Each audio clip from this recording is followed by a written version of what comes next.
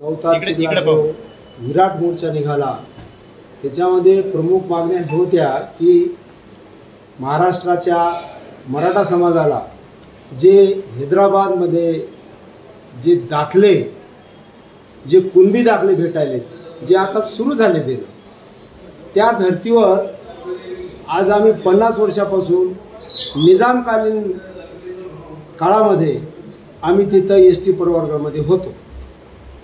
आता जसं मराठा समाजाचा पण कुणबी दाखला हा निजामकालीन काळामधलाच होता, परंतु तो त्यांनी दिला, त्याला मान्यता दिली, त्यांनी मोर्चे काढले आणि त्यांनी त्याला मान्यता दिली आणि दाखले देणं आता सुरू झालेले आहे।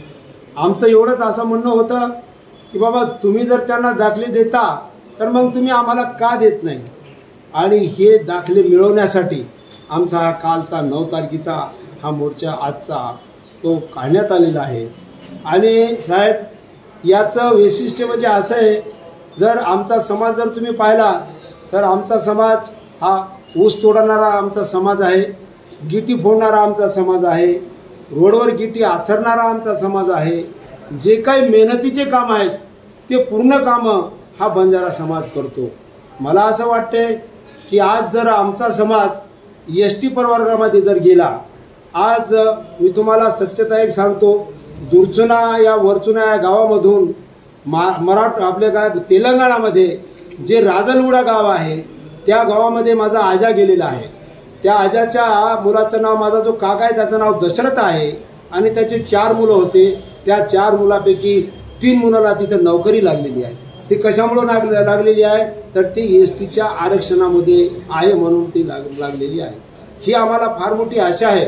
आमचा समाज जर इथे या मराठवाड्यामध्ये जर समजा एसटी प्रवर्गामध्ये जर गेला तर आमचे आता पोरं वय झालेलं आहे, पण आमचे नातू, आमचे पंतू आणि या परिसरातले या महाराष्ट्रातला आमचा समाज एक चांगल्या नोकरीला लागेल आणि ते त्या नोकरीमुळं ते सक्षम होतील आणि ते पोटभरून खातील, म्हणून आम्ही हा आरक्षणाचा लढा चालू केलेला आहे। आता आम्ही हिंगोलीमध्ये हा विराट महामोर्चा काढलेला आहे आणि जो सुरेश भाऊ राठोड जे आज 9 दिवसापासून इथं उपाशी तापासी आमरण उपोषण करू लागले, त्यांचं आमरण उपोषण सोडण्यासाठी एसडीएम साहेब आलेले आहेत।